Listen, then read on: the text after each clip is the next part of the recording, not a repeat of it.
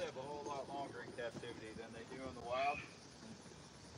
But the kangaroos, males, really do grow for all their lives.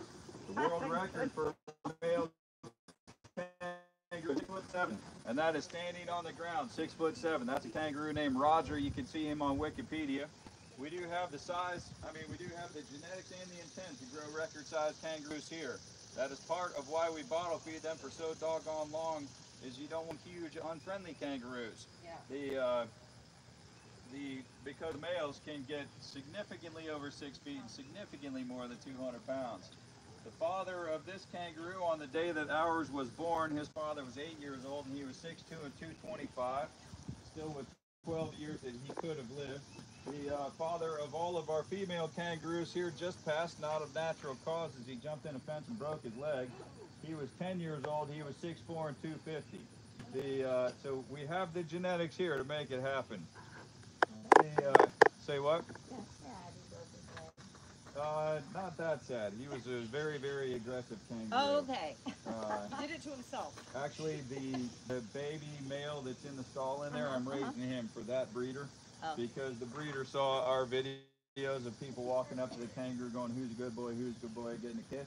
And he's been breeding kangaroos for more than 30 years, and they had never seen a breeding adult male that was friendly. So that's why he's got us raising him one hour away, so that he can have a friendly one that's not a threat to his children. So, anywho, the male kangaroos can get huge. An adult male kangaroo can jump 20 feet from a standstill. So looking at these poles behind us, these are 8 feet apart. So you're talking from the wood pole, 8, 16, halfway to third one would be 20. On subsequent jumps, they can jump nearly twice that. So you're talking about 8, 16, 24, 32, 40. So an adult male kangaroo that's already moving could cover just about that entire span right there in a single jump. This guy I have personally seen cover the entire barn in 2 jumps, and that barn is 64 feet long. So that would be 32 feet twice. So this will be our first kangaroo born on the farm.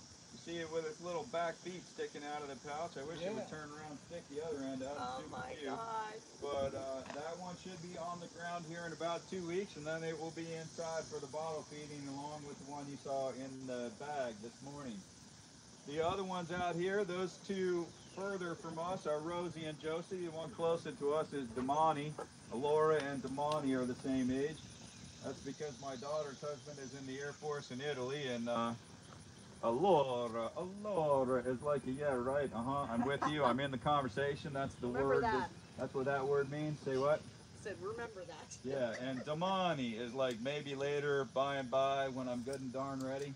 And that we accuse her of a self-fulfilling prophecy in the names, because that's the way those two kangaroos behave.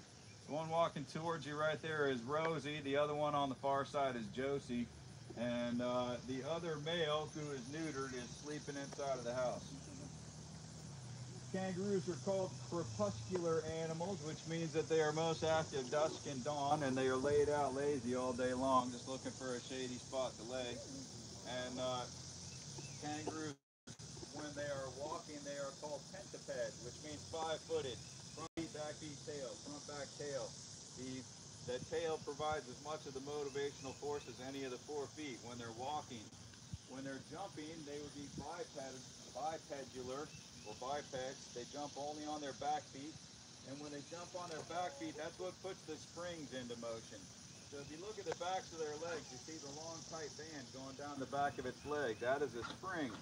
So the way that it works, when the kangaroo comes down out of the air, it is stretching the spring as it comes down, and then when it goes forward, doing, it closes the spring up and flings it forward by the force of springs, not by muscular force.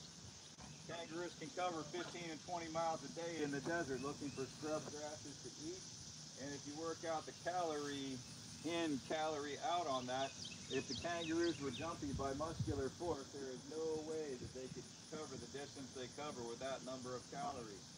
Because when I hiked the Appalachian Trail with 4 of my sons, we had to be pounding 5,000 calories a day to make 12 and 14 miles a day hiking. So given a kangaroo can reach nearly my size, if they're covering a similar distance, you might think that they would need just as much calories as we do. Oh, there's the baby with his face out, Kevin. Baby. So Yes. that little baby is just a cutie, and I'm dying to know if that's a boy or a girl. So But when do you know? when it starts to hop in and out of the pouch, then one will take it to start to bottle feed it. You absolutely have to start to bottle feed them as soon as they come out of the pouch, because sometimes mama would wean them right away, and then you would never get them onto a bottle. Oh. And the only way to have a friendly kangaroo is the bottles. And it is a significant time and money investment for us to make friendly kangaroos here, because the cans of formula are like 85 bucks a can, and we use 5 of those in 2 days. Oh And my so goodness. we are going through a lot of time and a lot of money to have friendly kangaroos. And the only reason we're on this side of the fence, not that side of the fence, is you see how she is red? That means that he is actively breeding her right now, and when he is actively breeding, he's not the friendliest animal in the whole wide world. So if the females out there are all gray, we walk out there with them. If some of the females are red, we stay out of here. There go the horses on the gallop. How long do they actively breed for? A couple days. So if a female has an open uterus, she is in heat, and she will remain in heat until she doesn't. They have 2 uteruses, and they're pregnant in both uteruses all of the time. After their first baby, they will be pregnant for the rest of their life. The gestation for a kangaroo is 33 days, fertilization to birth, and at the end of 33 days, everybody's running now. There go the zebras running. At the end of 33 days, if there is not a baby in the pouch, she delivers immediately. If there is a baby in the pouch, this is a much longer discussion. I'm giving the Cliff Notes. This is what we talk about on baby kangaroo bottle feeding. But the Cliff Notes version is that if she's not ready to